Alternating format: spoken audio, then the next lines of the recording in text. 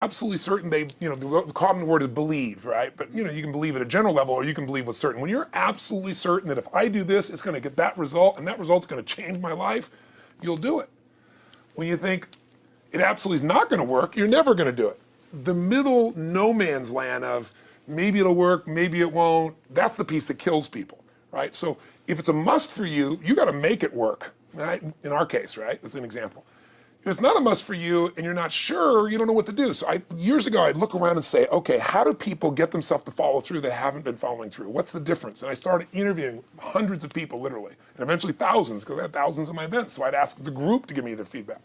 And I came up with this model. It's like the holy grail of belief, or the holy grail of momentum. It's like the difference between what makes the rich get richer and the poor get poor, right? And the difference we all know is mindset, but like, how's that built? So this is what I did. I created stupid little 4 little boxes, and I'll scribble it here for you. You think about the first thing that determines whether you can do something or not, and I put that in this first box at the top here on the left side, and it's potential. Like, what's the potential of a human being? Like, when you guys started, you proved something no one had done in history. You ran the 4-minute mile, right? For golly knows how many centuries, they're trying to run a 4-minute mile. Roger Bannister does it. How did he do it? Do you remember? You did it in this industry, right? You made $1 million in a day. No one had ever done that in history, right? After you did it, a bunch of other guys are doing it because it became possible. Roger Bannister didn't just go physically practice. He made a shift in his head. He practiced in his head because he could never achieve it physically, so he had to change in his head first so that the result became certain enough he believed it, and then his body got him through. After Roger Bannister ran that 4-minute mile, within 2 years, 37 people ran a 4-minute mile. That's amazing. When no one in history had ever done it. Now here's how it works. The potential for anybody getting your product is extraordinary. They could do what you've done as much, more or less. They can do whatever they want to do. The potential's there. The market's proven that. Whether or not they tap into potential has a lot to do with what action they take, which is the question you came to me with, right? Like, God, they all have potential, but they're not taking action. And we all know that the action they take is going to determine the results they get. That's pretty obvious. So most people have a belief about what their real potential is no matter what you tell them. And that affects how much action they take. And of course that affects the result. And then ironically, that result reinforces their belief. And then that belief affects it. So I'll give you an example. Let's say a person has unlimited potential, we all agree. But they take little action, little results. Why? Because they have to start with a problem with their belief. They don't believe it's really going to happen for me. Maybe for Frank Kearns because he's got the cool hair and stuff, or maybe it's for you because you're so driven, but it's not me. Maybe Tony Robbins because he's a freak, got these big teeth. Whatever their thought process is, right? They got this thing, right? But what happens is, if you believe that there's very little potential, how much action are you going to take? Nothing. Nothing, little. And when you take little potential with a little action, what kind of results do you get? Lousy little results. And when you get little results, what does that do to your belief? You go, see, I told you this was a waste of time, told you this wouldn't work. And then what happens? You tap even less potential, you take even less action, you get even worse results, and your belief gets even weaker. And this sucker feeds on itself until you are in a downward spiral. It's poisonous. It's poisonous and it's self-fulfilling. Now, what if something could happen that could come along and fill you with a sense of absolute certainty? Not like I believe, but where you know. In you guys' case, mine as well, we knew because we had to. Because we burned the boats. There was no other option. We had to find the way. We weren't going to live that way. We all did it in different ways and for different reasons, but in essence, that was it. If you get yourself in a state of certainty that this is going to work, I'm going to find the way, and if this doesn't work, I will make the way, then you tap a lot more potential. And when you're certain in your potential, you take massive action. And when you take massive action, you really believe in something, you get great results. When you get great results, your brain goes, see, I told you I was a stud. I told you this thing would work out. Now you're even stronger. You tap more potential, take greater action, greater results. That's how you went from $300 in a week to $2,500 in 5 days to $100,000 in a month to $1 million in a day. Same thing with you. And we get momentum. That's why the rich get richer and the poor get poorer. Now some people go out and they go, well, I'm going to take a bunch of action. All right, I'm going to open this product. I'm going to try it. And they'll say to you, I even did it. But it's like a salesman who goes and knocks on the door, and he knocks on 100 doors and says, you don't want one of these, do you? Yeah, exactly right. And even if he doesn't say it verbally, his face says it because he doesn't believe it's going to work. So his voice, his body, the execution is so weak. Maybe if he talks to 100 people, somebody's going to buy out of pity. They don't want his kids to starve, right? But he's not going to get the result. So the core difference in people is, how do you produce certainty when the world isn't giving it to you? You go out and you try. In your case, you're 100,000 in debt and nothing's working. How do you keep yourself going? The way you did it, the way I did it, the way you're doing it, we may not have done it consciously, is we didn't change our potential, that was there. And it wasn't even taking more action. Taking more action with a belief it's not gonna work, it's not gonna change anything. We got results in our head that made us feel certain as if it had already happened. True or false for you? True. Right? So give me an example so people know I'm not just making this crap up. Well, I mean, just like when I had nothing, I already knew I was driving like Ferraris and Porsches and stuff because I always wanted those cars. I already knew I was going to have them. It was inevitable. Right. I inevitably, that was just my inevitable outcome. But how did you do that? Did you have a ritual? Did you think about it regularly? Was it one time you thought about it, or was it something you had an obsession towards? I had an obsession towards it. I mean, I used to work at a video store, which is the last job I ever had in my life. Thank God. And I used to go to work almost every day, and I used to bring 2 magazines with me to read on my breaks. Entrepreneur magazine, just to read about business and everything else, and read about what other people are doing, look for role models. And I used to carry an Auto Trader with me.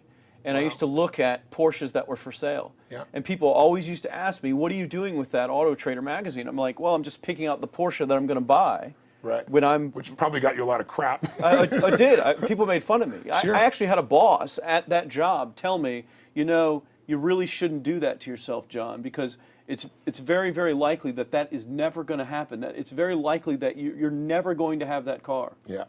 That's the kind of belief he was trying to put in my head. And I was like, no, you don't realize that it's inevitable that I will drive here sometime in the near future with that car when I'm not working for you and drop movies off for you to put back on the shelf. And that actually happened. And it was one of the most fulfilling days of my entire life. And the great thing was when I pulled up in this car, I was in my mid-20s. Yeah. A car that most mid-20s. What kind of car was it? It was a Porsche 911 Turbo. It was a convertible and everything. Sure. Just beautiful car. It was one I always dreamed of having. But for a few years I always circled the ads of which ones I was going to buy. Well, when I finally got it and I pulled up at the store, I had all these people. Some people that were still working at this $7 an hour job were there years after I left. And I'll never forget this, even the boss and stuff, and the reaction of the people was like, wow, that is awesome. Yeah. Is that your dad's car? And all I said to them was, not exactly. Good for you. And I just smiled and just left. But it was, it's the weirdest thing, but I just knew it was going to happen. But you knew it because I conditioned myself you to You did it to over and know over it was- again. yeah. When I was in high school, I was not a popular kid, but I was passionate and intense, and I'll never forget. Some people, some particular girls gave me some crap, and a guy too. And I wrote in their journals or their annual yearbook at the end, I wrote, someday, I said, you treated me like hell. Someday I'll be rich and famous, and you'll be an effing truck driver. And you'll be sitting there, I'll be with with this beautiful woman of my life, rich, and you'll be watching me on television thinking, you wish you would have treated me better. I actually wrote this shit in people's annuals because I went to a 10-year high school reunion. People showed me this stuff, right? But it's like, I burned the bridges, baby. I was like, this is how it's gonna be.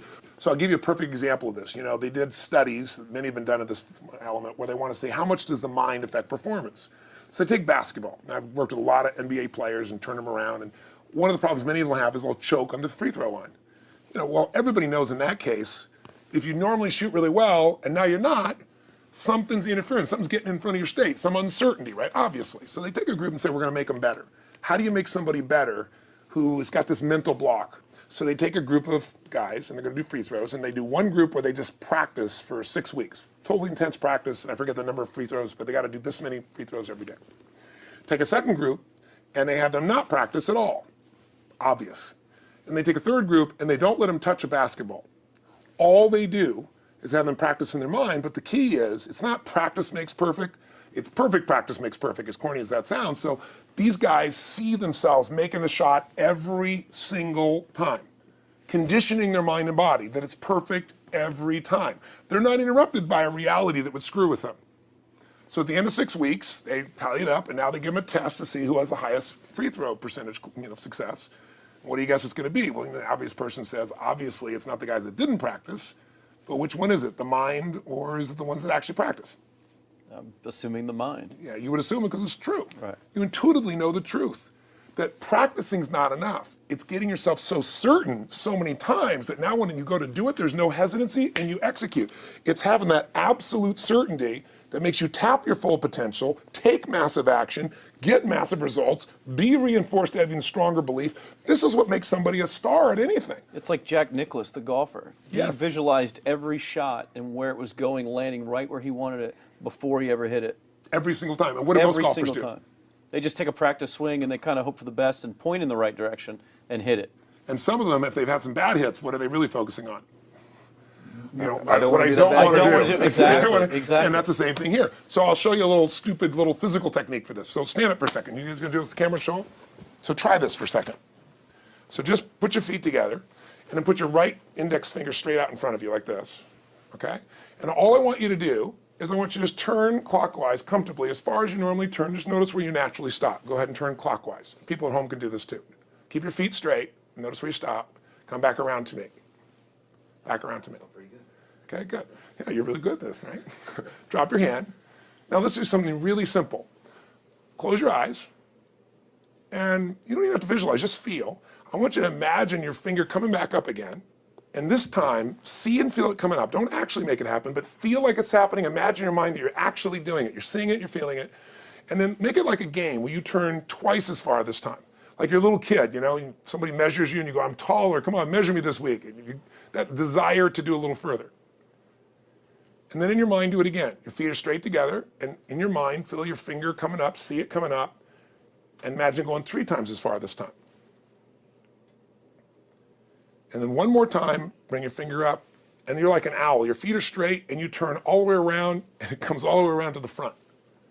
See it and feel it and enjoy it each time, like it's a game, like you can't wait to go further. And you know you do, every time. And then when you can feel that, and it feels good, then open your eyes, and now put your finger straight in front of you, and turn as far as you can comfortably, and see what happens this time. Go. Break my back. Now notice, I don't know if the camera's got it, but you don't even have to ask the camera. You can ask yourselves. Come back around. Did you go further this time, yes or no? A lot further. I think I A went lot about further. 50% further. 50% Yeah, further. How much further for you? About the same. Yeah. The average person will go 25% further. Now here's the question. We're superior. We're superior pointers. There you go. We're You know, superior right finger pointers. Thank God. So, did you have the potential to turn as far as you did the second time, the first time? Yes. Why didn't you? I didn't believe it, I guess. We have beliefs about stuff we don't even know we have beliefs. You have an unconscious belief about how far you can turn comfortably. The first time I did it, when I pointed straight back, Yeah. I thought that probably shouldn't even go that far, like it was going to hurt me or that Yeah. I wasn't capable of going any Yeah. farther. It's like, And how much further did you go this time? And the camera I knows pointed over there, That's about over exactly there. right. Now here's the difference. The potential was there the first time, and you took action, and you got a result. But it was 50% less than what you did later on. And the only difference is they changed your belief. How did I change your belief? We didn't work harder on your potential. We didn't take more action. I got you to see the result in advance. I got you to see it vividly 2 or 3 times. That's all. Of going further, and then your brain went, oh, I know what to do. Boom, it went there. Isn't that what you did by looking at your cars every single day and envisioning it? I mean, isn't that what you did when you created whatever the vision was? It was $300, $2,500, $1 million in a day? Yeah, that's what's missing for these people. They're not getting that execution is everything, but it doesn't happen if you don't get the psychology set of a state of total certainty. And you just change that 50% in 3 minutes worth of visualization. And visualization is only one technique. For me, because I was like losing my balance with my eyes closed, but I was kind of like lopsided. So I got one good visualization, and the rest of the time I was like, I sure hope I don't fall down on camera with my eyes because it's going to look really dumb. You're going to have to do it. So you don't even have to be good at visualization. You can still get the improvement. So I want you to get, you ask the question, what is that difference in people? This changes people's certainty. People are uncertain they're going to succeed. They want it, but they're afraid. The best way to deal with a fear is get a big enough reason that makes you have to succeed, or condition yourself where you see it and feel it so often that you're certain that you just do it. That's all it really takes. That's awesome. Awesome. You know, this worked. I was thinking this while you were talking about going to the Sit video down so we store. can hear this and we'll go. You were talking about working in the video store and looking at the Porsches and stuff. I used to drive around in my car, doing the cold calling of the credit card machines. And one way that I would avoid cold calling, the pain of like cold calling and knocking on doors and everything, would be to listen to your stuff and listen to Jim Rohn's stuff. And I would just drive around, no particular destination, just to listen to it. And strangely, I still like to drive around. I prefer to listen to that stuff in the car for some reason. It's because it's where you got imprinted. I guess. I mean, it's like, well, I'll just drive up and down the coast and check out the ocean, Yeah. So I would drive around, and I would envision myself holding those types of seminars and teaching people that kind of stuff. And 3 weeks ago, I was teaching a seminar in San Diego, and I was talking about beliefs and envisioning things, and I had to stop. And I shared with the audience, I was like, you're not going to believe this, but I actually used to envision this very moment of me talking to you right now. So it really, really works. Definitely works. Makes a difference, I'd say. I'll tell you what, I worked with Andre Agassi in 1993, I think it was. He'd been #1, he dropped to 32nd in the world, and he was literally ready to quit with no exaggeration. His father was managing him, and he was so angry with his life, and he went through some, I think, wrist surgery at the time, and he's working on his swing, and he was dating Brooke Shields at that point. They weren't married, and not his current marriage, obviously. And so she said, you got to come see Tony. She goes, I don't need motivation. He goes, he's not motivation, man. He's strategy. He'll show you how to make that shift in your head. So he comes. I work with a guy. In the beginning, he's saying, do your magic stuff. Like, oh, yeah, great, thank you. And I said, tell me, if you ever hit a tennis ball perfectly, and I'm trying to get him in the zone to remember that time, like you visioned, where he was perfect at it. He goes, of course I have. And I get him vision over and over again. And finally, he's in the zone. He's feeling that again, right? He's seeing it, and he's feeling certain, and the swing is going perfect.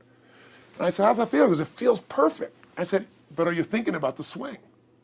You're not thinking about the swing. You're not thinking about how to do it. You're just seeing the result you want so vividly that it's there. So all I did was train him how to go in that state over and over again. He won the next weekend. The second weekend he came in second. Within 6 months, he was #1 in the world again. And he gave me unbelievable credit. But all it was conditioning the mind. You did it with tape, so did I. We were just talking about this earlier, Pam and I used to go when I was 17 years old down in downtown Los Angeles, this place called Night Education, K-N-I-G-H-T, like at the night. And I'd save up all my money, work as a janitor, and I would get these tapes and listen to these things over and over and over again. I went there for years, and I didn't have enough money, and I leveraged everything I had, but I knew how to train my mind. It's the one thing I knew how to do. This man's name is Mario. I saw him in his 80s. He obviously knows how my life turned out and was very proud of the role he played in that process. He used to tell people the story. This guy's the real thing. He didn't just start out this way. This is how Tony did it. He listened to these tapes. He conditioned himself, right? This is the real stuff. He passed away a few years ago. I'm calling his house, and he passed away, and his daughter was there, and she wanted to share with me that how I touched his life and so forth. But the best thing was, I thought, you know what? I want to get those tapes. I want to get that stuff that conditioned. I want to go back to that moment like you did of, that moment was visualizing, now I'm living it. And she said, he left all this in his will to you. So I have all these tapes now that are from the time when I originally went through, and I'd go to sleep and I had these sleep tapes that conditioned my mind to believe that I could succeed even when I was sleeping, or to build energy in my body. And anybody who wants to succeed has got to know it doesn't just happen.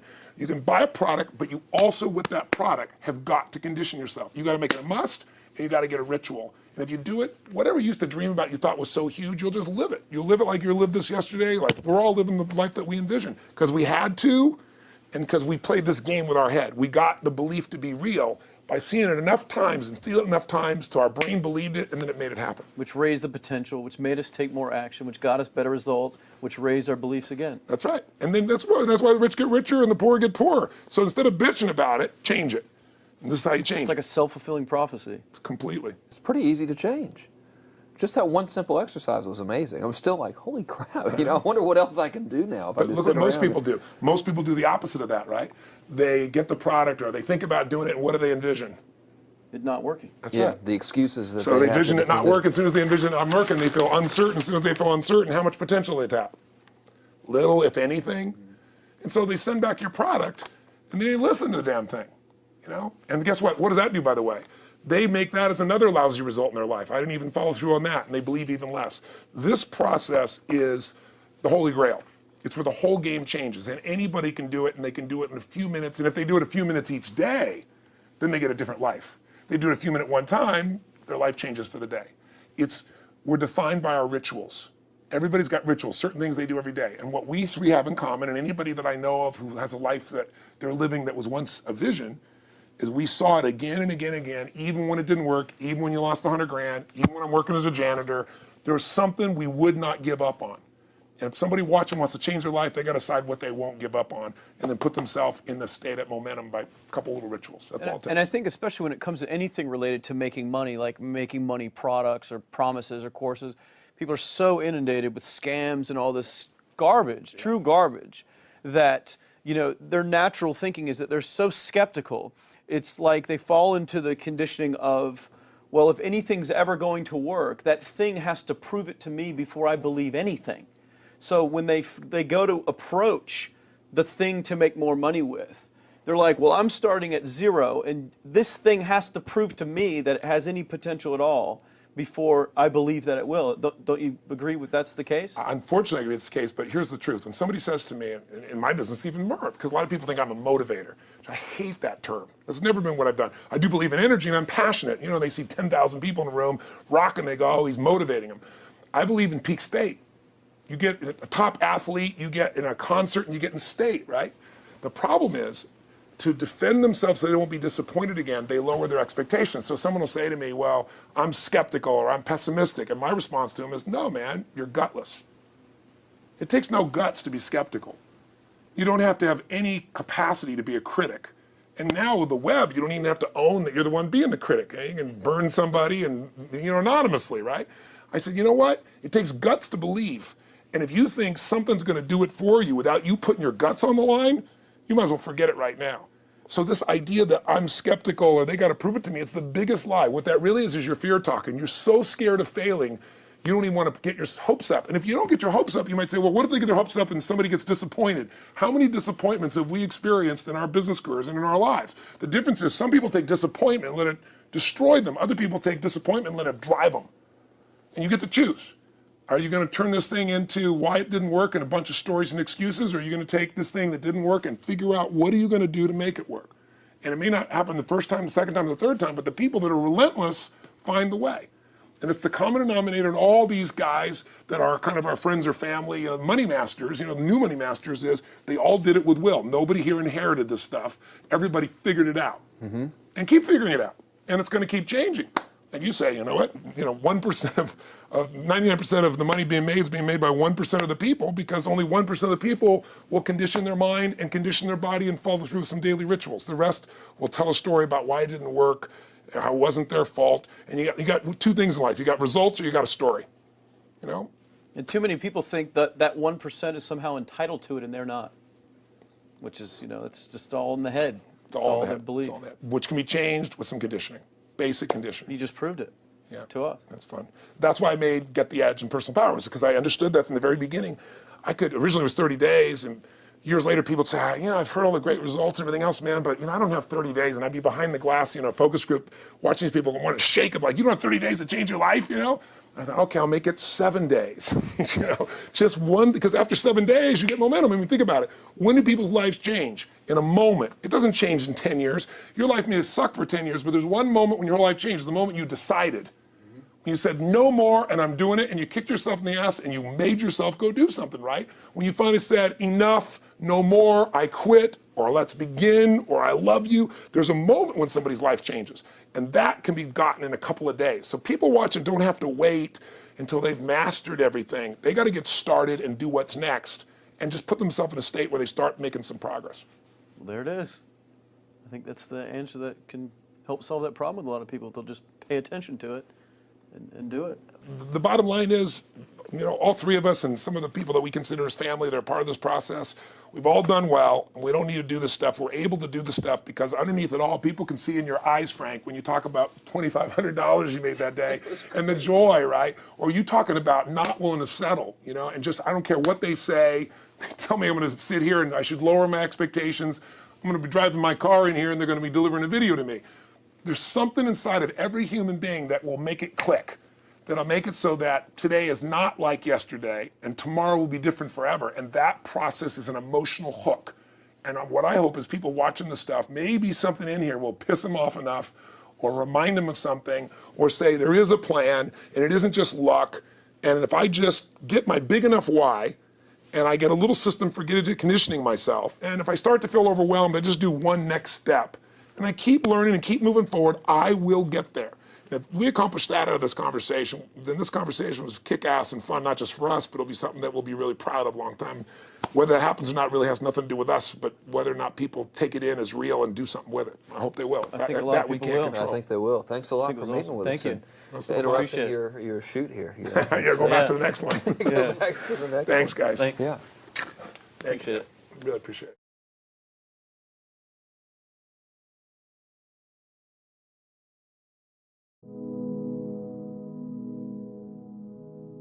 Do you want to develop consistent good habits like reading, going to the gym every day, learning new languages, or practicing new instruments? Or do you want to kick bad habits, like eating unhealthy food, biting your nails, watching too much TV? 3 years from now, you can have what you need. You got to be careful about it. You can't have everything. You can have what would be good for you, but you have to figure out what it is, and then you have to aim at it. We know that sometimes you can be uncomfortable, but you can be uncomfortable and hopeful rather than uncomfortable and fearful. People go through their lives without knowing what it is they want to do. You don't have to be where you think you want to be in order to be happy. You just got to be on the way to where you want to be in order to be happy. You're going to get what you're looking for.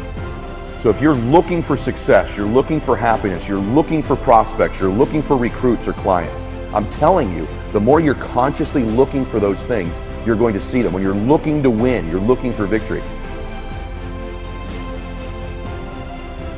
Sit on your bed one day and ask yourself, what remarkably stupid things am I doing on a regular basis to absolutely screw up my life? And if you actually ask that question, but you have to want to know the answer, right? Because that's actually what asking the question means. It doesn't mean just mouthing the words. It means you have to decide that you want to know. And so be very careful what you set your mind towards, what your outcomes are, because you're going to find them. Your mind's powerful. You're powerful. You're more powerful than you think you are. And if you could just get clear on what you're looking for, get super specific with great clarity, great specificity about what it is you want, it's sitting there for you to find if you look for it. The time is now. The time is now to express and for people to believe in themselves. The time is now for it to be okay to be great. Right there and then, you have an opportunity to steer your thoughts and your emotions in the direction that you want them to go, not in the direction that they're telling you to go. In other words, you can literally choose to seize the day, or you can let the day seize you. If you're fearful all the time, your point of attraction is very far from what you really want. If you're ornery all the time, or a lot of the time, your point of attraction is different from what you want. Your emotions are your indicator of what you're doing vibrationally. You've been listening to us long enough to sort of understand what we mean by that? Don't worry about what needs to be done. Think about who you have to be in order to get it done. Did you ever have a dream that was so big that you thought it was almost impossible to achieve? I've had those dreams. And while not every dream has become a reality, along the way I learned a powerful approach of picturing that has helped me achieve most. Since that day, I've had other dreams, other big dreams. And in each case, I would picture where I wanted to be, and I would visualize what I would be doing and who I would be doing with when I got there. As the saying goes, you can't make a basket if you never take the shot. I knew I would miss the shot sometimes, and the failure would dampen my spirit, but I would be better off for my efforts and I would be okay. People are addicted to all kinds of things, substances, but one of the greatest addictions, or rather the greatest addiction, you never read about it in the papers, because the people who are addicted to it don't know it. It's the addiction to thinking. It's actually addictive. Can't stop thinking. It's like can't stop drinking, can't stop smoking, can't stop eating, can't stop thinking.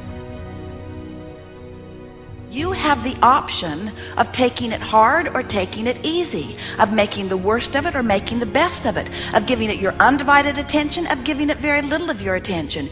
You have more control over your focus than most of you have been exercising. And when you begin caring about how you feel more than everything else put together, so that you exercise your ability to focus upon things that do feel good, you begin to discover that in every particle of the universe there is that which is wanted and lack of it. My visualization has helped me achieve most of my goals. And what I learned along the way is it didn't take twice as much effort. It only took an extra 10%. When we fail, life continues as it is. We can stay in our comfort zone. Success, on the other hand, challenges us. It pushes us and it exposes us to rejection.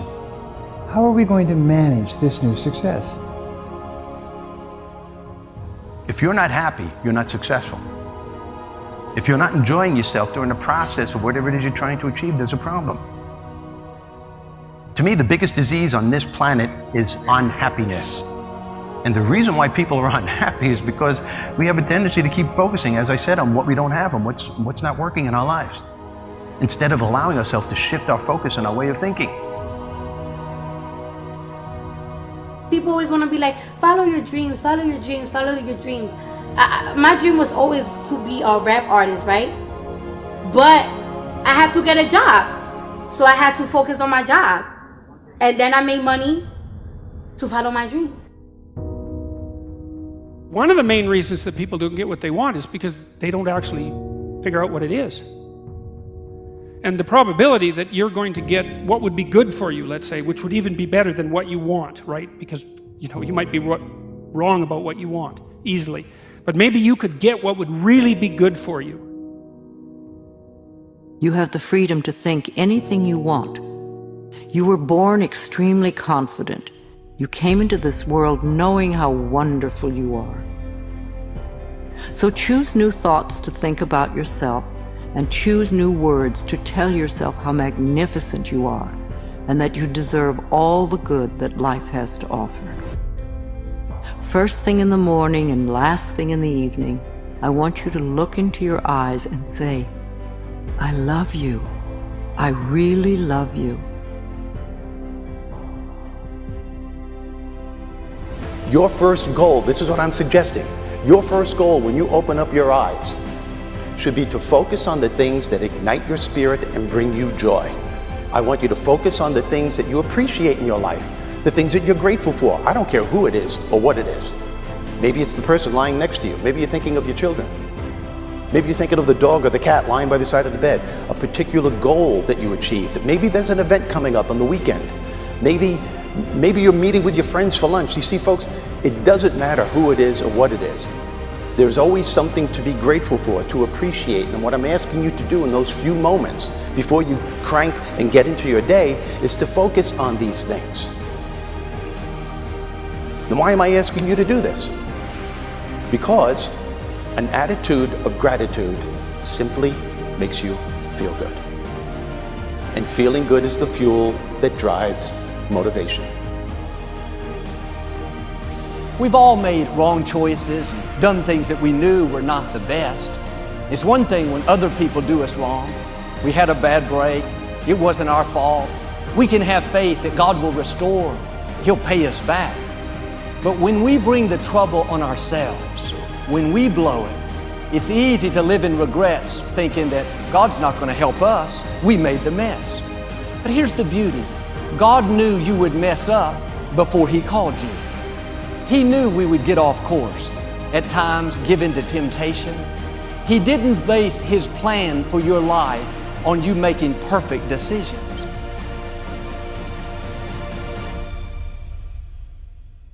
Through success, I represent the possibility of what you can achieve and what you can do with your life and your career.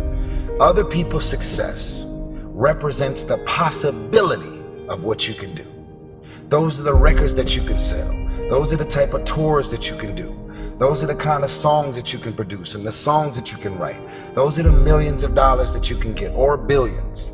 Those are the type of architectural drawings and buildings that you can build. Those are the type of books that you can sell. Everybody else's success represents the possibility of what you could do.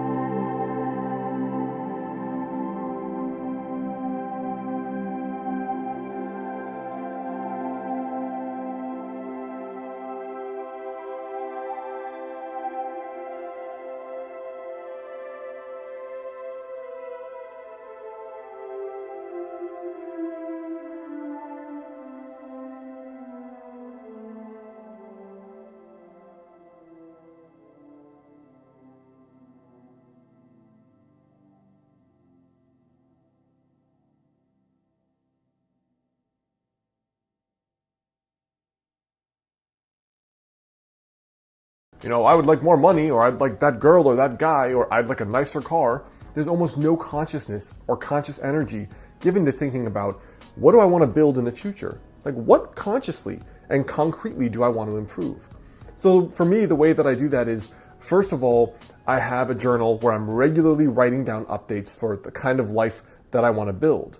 You know, it starts with the vision, which makes me think of the fact that the skyscrapers of New York started with a picture in somebody's head. And so did spaceships. And so did curing a difficult disease. And so when I think of it like that, I always make sure I'm consciously creating, even if it is just in my thoughts, even if it's just up there, both in print journals and in a document that I call 5 years from today. So the 3 things that I use for my yearly envisioning are, 1, the yearly envisioning process I've talked about here, which is basically at the start of each year, I write down what is the coolest thing that could happen this year. Like, perfect year. No limitations, no just be realistic, but like, what would be the coolest thing that could happen? I put it on one piece of paper that's always on my desk every single day, and I review it twice per day. Now from there, that yearly document also has my daily habits, the unique projects I'm working on in each quarter of the year, as well as the things I know that I need to work on to get better, basically, to improve myself. The second thing is the pocket journal I carry around. This for me is always to record things that may change about my thinking, ideas I get when I read or listen to podcasts, as well as little intuitive hunches that come up. So if I'm talking to a friend or I'm reading a book and I'm like, wow, that would be an awesome idea. For example, that's where all my books came from. Wouldn't it be cool too? ... I put it down in this little book. It's just a little 3x5 moleskin that I always carry around with me. And then day by day, I can flip through that and be like, you know what? These were those cool things I wanted to basically manifest and create in my own life. Let me just keep a note of them. The second way I do that is by doing a weekly journal page. Now, the weekly journal page is just a strategy page, which I talked about in my recent video on journaling for success. And in that strategy page, it's basically, where are you, Alex? Where do you want to be? And are those habits you're doing every day sufficient enough to actually get you there? So the whole point of this journal page is reflection. You're doing this, are you still on track? If not, what has to change? And then finally, I have this little journal notebook, a digital notebook in Evernote, and it just says 5 years from today. Now, I don't really stick with that idea of 5 years from today, but the point for me is, where do I want to go? In what direction? It could be as simple as moving. Like, I know I'm moving to California after I'm done with my doctorate in Portland. It could be as simple as the relationship you want to be in. For example, I'm 30. I know that I want to be married by 35, so I can have that there. I know that I want to have a private practice and a traditionally published book and 3-4 vacations per year. I put all of that down where I don't know how I'm going to make it happen yet, but it will happen for sure. I haven't quite fleshed out the process. The point is that you're putting trajectories in your brain and in your subconscious. And when you check that every once in a while, you're kind of like, oh yeah, I knew I wanted to do that, but all right, let's start thinking about how I can actually do it. And almost all of those things come true for me, especially if you regularly review that. Now, the second piece here is your habits. So the daily action steps that you're going to actually do to make that a reality. Now, I've shared this philosophy many times. It makes up the bulk of my book, Master the Day. But the point is that you think about the goals you want to reach, and then you have to break them down. Forget the goal, but break it down into a daily habit.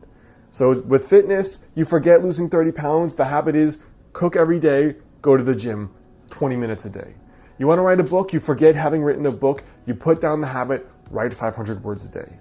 You want to be in an amazing relationship in 2 years, you forget that goal, you put the habit, I'm going to go out to 4 events where I might meet like-minded people. And that's your daily habit. So you bring it back to, what do I have to do today? Now, the way I track that is a combination of ways. So not only in that yearly visioning document do I put that, I also record it in Evernote. And the reason I do that is because every Thursday, I have a 30 to 45 minute mastermind call. Now, I've had a personal mastermind for over 4 years now, every single week.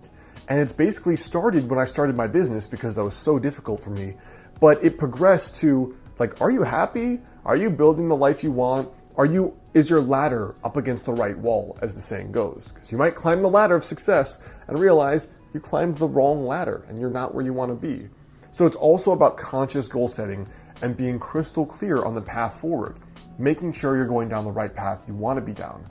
So I actually have a maximum of 3 goals per year and then 3 habits per goal. For example, the goals are often much more complex than you think. Like, let's say you've only been sleeping 5 hours a night. Well, your daily ritual may have to be, I'm going to disconnect from the computer at 11, I'm not going to have coffee after 5, and I'm not going to stress myself out with homework or with work after a certain time. It may take a few habits. Just like doing well in school or high performing at your work may also be more than one habit.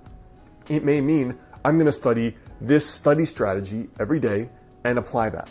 Or I'm going to do an extra 1 hour of work per day or self-study or something else. The way that I personally do it is just 3 habits per actual goal. And those I track in a weekly scorecard document, which is, these are the 3 things, did I do them Monday through Sunday? And then when I get to my Thursday night mastermind, we all get on the phone and I basically give a report. I did this 50% of the time, 90% of the time. This is what didn't work. This is what I have to improve. And then the third part for me about consciously designing your life and going forward is really just 2 things. It's the follow through to make sure you actually do these things. And then number 2, it's following little intuitions about when you have to pivot. So the way I keep the follow through going is every night I do a little Master the Day journal page. The journal's not out yet, but I still have a print kind of document that I use for tracking, did I do this? Where do I have to improve myself? The Thursday Mastermind, which is a 45-minute call, we use Uber Conference for free. You could do the exact same with a few of your friends or people online. My very first mastermind was totally online people I had met that were other internet entrepreneurs. Now from there, I have the Thursday Mastermind, I have the weekly strategy journal page, and I have my daily habit tracking. And besides those 3 things, all I do is carry around that little pocket moleskin journal I told you about, because then I feel like if something doesn't feel right at all, like you're off track, you don't like this job, you're dating someone and you realize something's not right, I write down the intuitions because I can't always consciously articulate the next move. Sometimes it's easy, I want to move to California. Other times it's not. Do I stay in this relationship? Is this business still what really excites me? Am I proud of all the work I've created? Those are things that may be better governed by your intuition and better understood. So I just keep a log of all the little intuitive impressions, and then I systematically explore them more, and then I take time to just go through them and see what's behind them and unpack them. So I hope that helps you guys. That's a little bit about my process for consciously scripting your life, which has been my whole shtick for a while.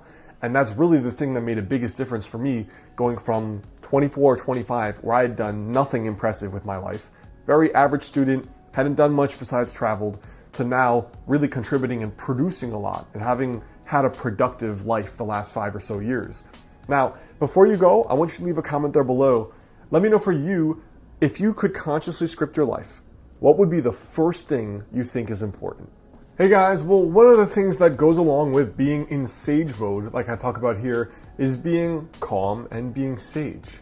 Now, the biomat is a pad you can put on your bed or on the floor, which uses technology that was actually discovered by NASA to help you reduce stress and fatigue. Now, it produces negative ions, which are considered nature's energizer. And these negative ions you can find in abundance in places like forests and mountains, waterfalls, and oceans. Now, the biomat in particular is comprised of 3 parts that help you have that stress relief and that fatigue relief. Now, the biomat can also help with pain relief and circulation.